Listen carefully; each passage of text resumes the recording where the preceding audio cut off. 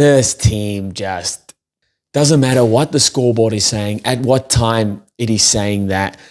You just know they're always in with a sniff of winning the game.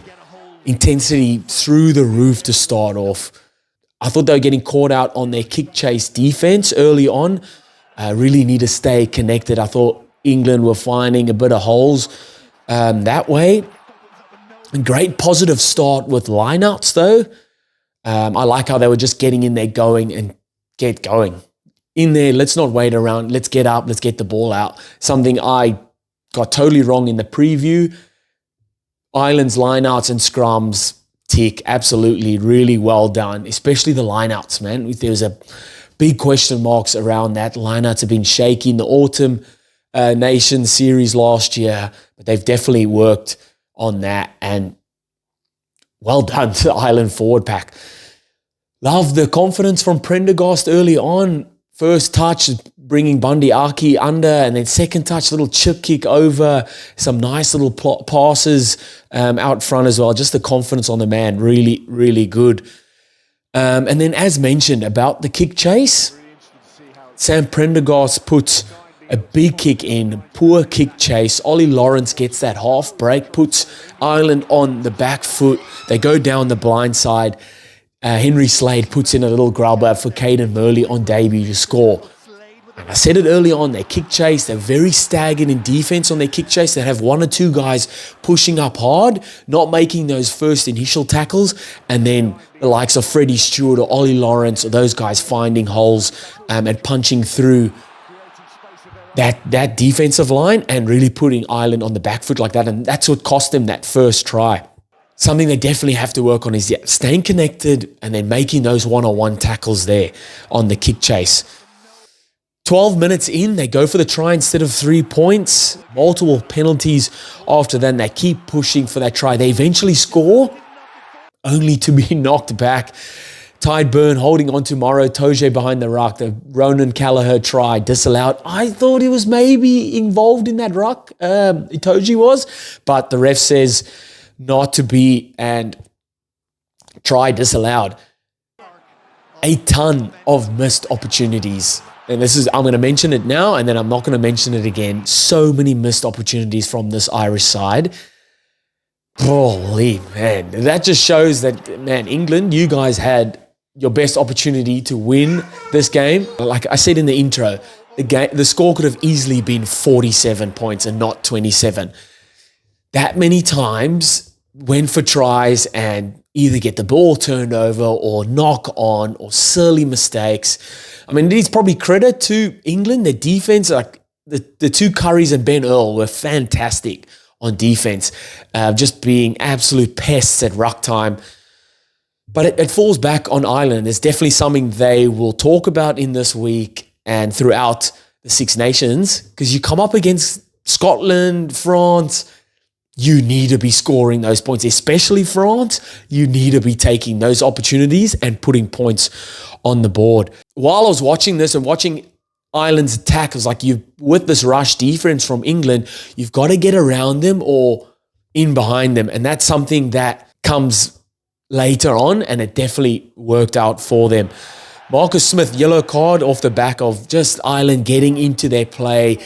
Aki getting over that vantage line, changing direction, players in motion, running from depth. Everyone know when Ireland get that roll on, it's beautiful to watch, man. Just how everyone knows exactly where to run, when to run, the dummy options, the players running from depth, coming around the corner. You see the guys passing the ball, aren't even looking. They're looking where the space is.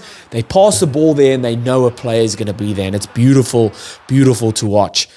And finally, wowee, what a try. James Lowe. Get out of here. That's like Rugby 08, palm off. Tackler comes, James Lowe gets the space, tackler comes, Alex Mitchell comes around the corner, and James Lowe says, the big, don't argue, the big, get out of here. Holy, sits down Alex Mitchell, keeps pumping with the legs, and who's on his inside? None other than Jamison Gibson Park, always running that support line down the inside. Little step beats Freddie Stewart and goes over untouched. I said Ireland are going to, the way they beat this rush defense is getting around the outside or getting in behind, and this way they got on the outside. A bit of brilliance from James Lowe. The shrug off inside, Gibson Park over. Lovely, lovely stuff. They go into the break 5-10 down at halftime, and then they come out in the second half, and again, 5-meter line out, missed opportunity. Callagher comes around the corner and fumbles it in contact. And again, I've written down in my notes, how good were Ireland's lineouts though? How good were their set piece? That's outstanding, like a tick, a massive tick. Ryan, so who was there? Ryan Beard was another option at lineout time. Really, really good. Byrne was good as well. Really, really good. Bundy Arky's try. Holy, what's with Irish players down the touchline getting rid of English players? England sucked in with Ireland's just going back to basics with the forwards up the middle, pick and drive, short balls off Gibson Park, sucking that English defense in. They go wide. Flat ball from Prendergast. Arky gets a little bit of space. Try stop him. Try stop the big man. 10 meters out from the try line, hugging the touchline. 3 Irish defenders.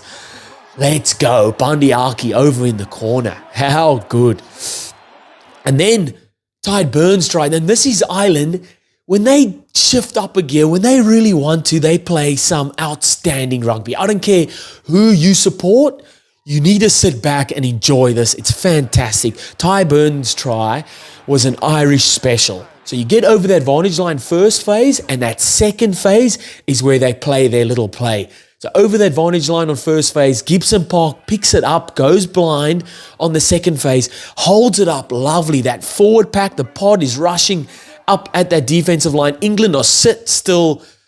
Ellis Genji is stuck on Gibson Park because he's picked the ball up lovely to play someone flat. That second defender is so focused on who he thinks he's going to get the ball. James Lowe pops out of nowhere, untouched, busts through the middle. I almost thought he butchered it, went to try and stepped again. I'm not going to get through. Tide Burns there because he followed up from that pod who is going to be the initial ball carrier and goes over. That is an Ireland special. They love a second phase set play, and it works to a T.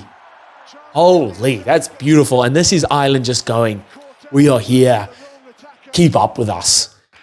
The injection of Dan Sheehan and Jack Conan, I thought, was immense as well. Brought on a ton of energy, and that's what you want your bench to do. They come on the exact right time, and how good. Your favorite player's favorite player, Dan Sheehan. The skip pass, the back inside collects the try. Man's been out for 6 or 7 months with ACL injury, comes back last weekend, plays for Leinster, 62 minutes, scores 2 tries. Everyone was, they're rushing him in, maybe not. I was like, get him in there. He's in there, he comes in off the bench, brings a ton of energy, is nailing his lineouts, throws a skip pass, second efforts, gets the ball back and crashes over to score. Man, like I said, your favorite player's favorite player, Dan Sheehan. Fantastic. How good. If you had him as a super sub in your fantasy, hats off to you, man. Hit me in the comments because I want to know your work. Let me in on your secrets. How good.